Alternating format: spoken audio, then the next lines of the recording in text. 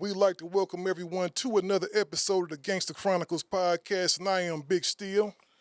Yeah.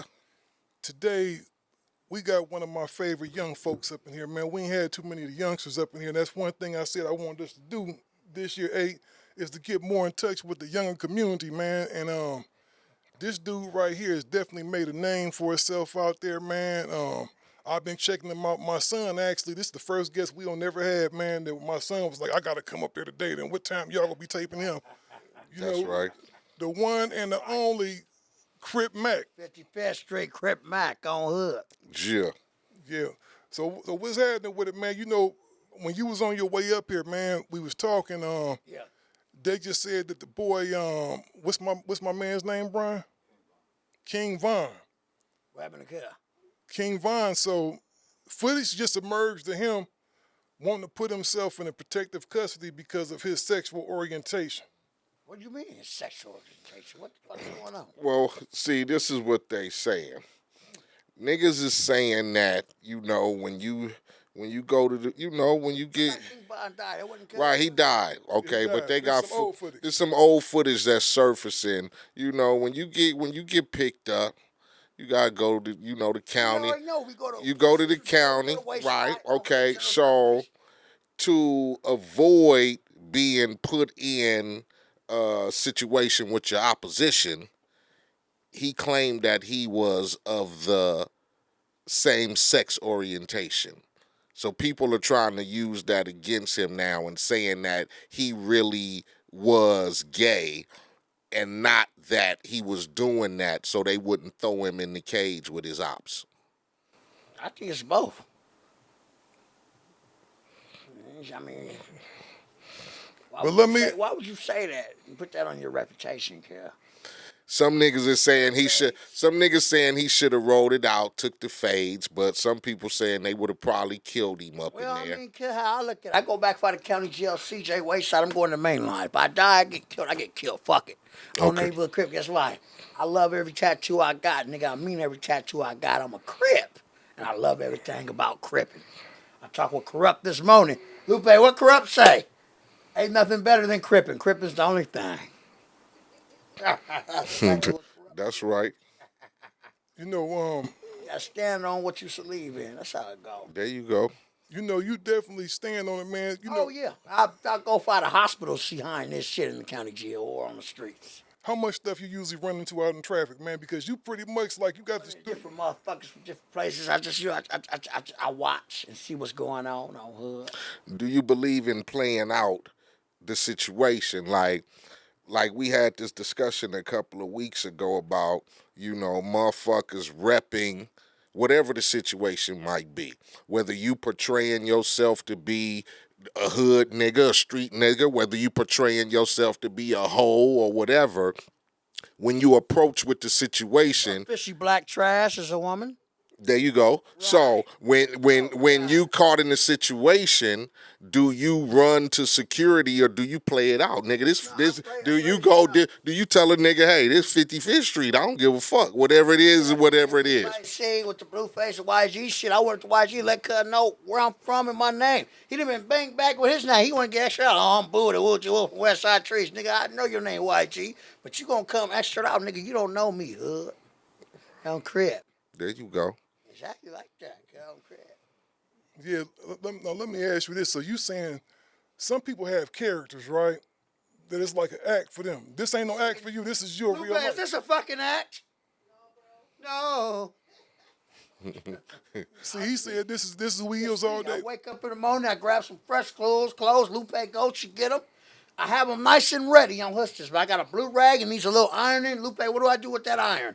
I iron that motherfucker while I drink my gin and drink my Old English. We gonna have to definitely go try to get you an Old English sponsorship, man. We're gonna try to make something happen with them. Yeah, for sure. You know what I'm saying? Because St. Ives used to do it for us. You know what I'm saying? St. Ives, ooh. Yeah. St. Ives, that shit's strong as a motherfucker. As a motherfucker. All the OGs over there on 55th and Normandy over there, they would drink St. Ives over the older homies. Like St. Ives was paying like a motherfucker, nigga. We had commercials and fucking rap shit and all That kinds was of cracking. yeah. Y'all made a nice little check off of that. Oh yeah, St. yeah. Ives had a Crip blue animal on the front. Yeah, when we St. Ives was they wasn't fucking around. Niggas was so used to drinking Old English though, but I shit. love fucking Old English. But Let's get a Crip blue shirt that says Old English on it. and How long you been drinking OD? Shit, I used to steal it out of Mama Bear's refrigerator when I was 5 years old. Ain't that a nifty number? I take that shit. I get my ass beat though, but I take that motherfucker. I noticed you and your mom's real close. That's one of Yeah, the things I I mean, noticed. yeah, 'cause when I was young, yeah, my mama had me since hood since I came home from hospital. Her and my granny on hood. They had me since I was a young baby on hood, fresh fire to earth on hood. See, 5 I was Crip Mac, 55th Street on hood. okay. For sure, man. How old was you when you started gangbanging? Sure, I started gangbanging on hood as well. Keep it 55th Street. See, 5 was from 5 was from 6 on hood. I used to get drunk off the 5 Loco alcohol all day, on hood. I started listening to different niggas over there, I started trying to snatch purses. I was snatching purses, snatched one of that, somebody that's reputable people's purses, ended up getting put up. But then I looked at it like that, like, I'm not done gangbanging. I still got auntie on 45th and Western, other auntie on 58th and Western, right behind big lots in them apartments. I'm like, I'm still gonna see from neighborhood on hood. So I wouldn't want to stay with my auntie over there, I met some 5-5s. I'm like, I'm finna come over here and get put on hood. They're like, come on, you make the cut, you gonna get put on. As soon as I met the cut, it's been gang banging. What year was that? What year was that? 2000 cut, that was 2013. 2013. And H, you jumped off the porch when you was 16. That was back in the 80s, though, huh? Yeah, man. You was 16? I was more like about 15 yeah, when I that's high started school. claiming That's the not hood. High school. Yeah, I was coming out of junior high school when I started claiming the About neighborhood. 14, yeah. Yeah, about 14. Yeah. Yeah, that's 14. With that, man, I had a lot of, I don't gang bang personally, got a lot of homeboys that do gang bang. And they always tell me, man, if they had to do all over again, some of them say, you know what, I'd have did stuff different. Some of them say, I would have still did it and went even harder. It's like the game said, if I start my life from scratch, I wouldn't change shit. Still gonna see a neighborhood crap.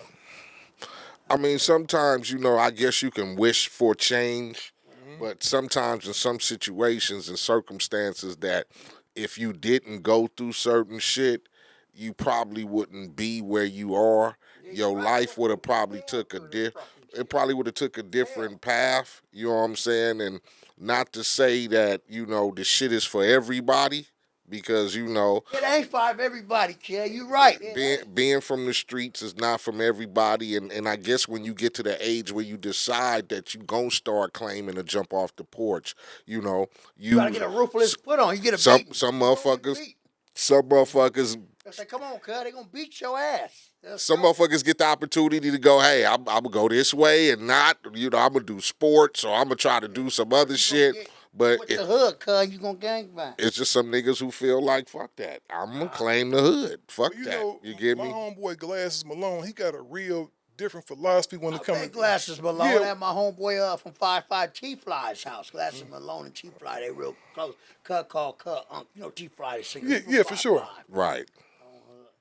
Yeah, but he got a real interesting perspective on it because, see, Glasses say when people normally look at Crippin' and even, from Crippin', they look at it as a bunch of hoodlums running around. He said, no, it's about family. It's about the community. Community revolution and progress. He says it's about your community. I feed the homeless. That's community revolution and progress. There you go. So so you make something more of it. You just ain't out there just banging on people. You feeding the homeless and doing I everything. help people also.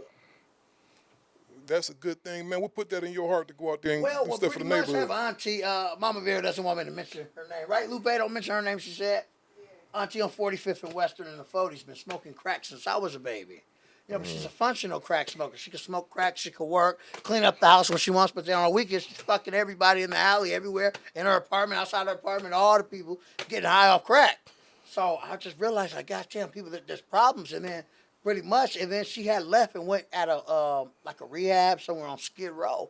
So nobody was at her spot in a couple months, and then when she came back, it cleaned her up. And I told her, I said, Auntie, damn, how you do that? Now she just smokes crack every blue moon. It's not every day or every weekend no more. It's a lot better, right? For sure. Yeah. For sure. We love Auntie. She helped us a lot, but I just realized, hey, a lot of people need help. They need help. We all have people that are on dope in our family. I would never say Old English is a drug, but it's not something to where I'm gonna go rob 1,000,000 people to get. You hear me? Right. I'm gonna buy it, I'm gonna drink it, I'm gonna enjoy it, I'm gonna fuck some big booty bitches, coochies, and assholes. I'm gonna gangbang on the enemies, and I'm gonna feed the homeless. You know, so it's Old English how it is. It's like a drug, but it's not. But I learned from going out of a parole program in 2018 from prison, getting out of CRC prison in 2018. I went 5 a program. I was staying on Baby Stretch's couch. Oh, when I came home on Hood, cause Auntie on 45th, she was trying to clean herself up and still smoking crack. I can't have this fucking address. I'm going back by jail. You smoking crack, Hood? So I went by the program and was down there, and I seen how the people would come down and just give them little bologna sandwiches with water. I'm like, damn, they care about these people. Then the Asian people would come like early in the morning with some donuts, and a nice thing of hot soup. So then I realized, I'm like, damn, people really come and they help people. So once I realized that, it's just been in my heart to, hey, let me help these people. Let me give them gumbo, let's do spaghetti. Let's do cornbread. Let's do some of my family, the Samoan side of my family. Let's do some Samoan hash. You know what I'm saying? Let's do different foods to help these people. And then a lot of people looked at that like, I guess all gangbangers ain't bad. No, a lot of people have heart to help people, it's just with your enemies, it's kind of like, on Hood. But other people, they innocent on Hood. That's real, man. Do you think sometimes people misunderstand you? Yeah, a lot of them do. What do you think, if it was one misconception about you that you could change, what would that be? Well, how I help people, some people try to take advantage, like an ex I was just with, try to take advantage, take everything. Try to save up everything she had, living and I told her when I was in prison, I said, I'm coming home. I said, you're not living a side life, are you?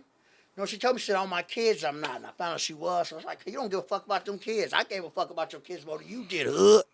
On Hood. So that's why I just say, like the grimy, ratchet, trash bitches, I'm just not fucking with on Hood. I do better with another type of sitch on Crip. For sure, man. What do you know? One thing the West Coast has brought to the table, man, is Old English. it's just the whole gangbanging lifestyle, right? Because other places, other parts of the country in the 80s, it was a lot of dope slinging going on out of town. There was a lot of cats coming from out west to the Midwest to the South. In the increments. Yeah, so a lot of people picked up on those lifestyles. Yeah. With the music today, do you think that's a problem with a lot of people out here perpetrating like they're gangsters when they're not? It's just going to get them hurt. They're going to get hurt. That's all. I mean, because you're going to get tested at one point in time or the other. Well, if you're rapping about shit you don't do and you're not a cow cutter, your hood going to put you up, they're going to fuck you over, or they're going to cut your tattoos out, or they're going to beat you. They might even chip your motherfucking ass. So why play with this shit? Just live it how you live it.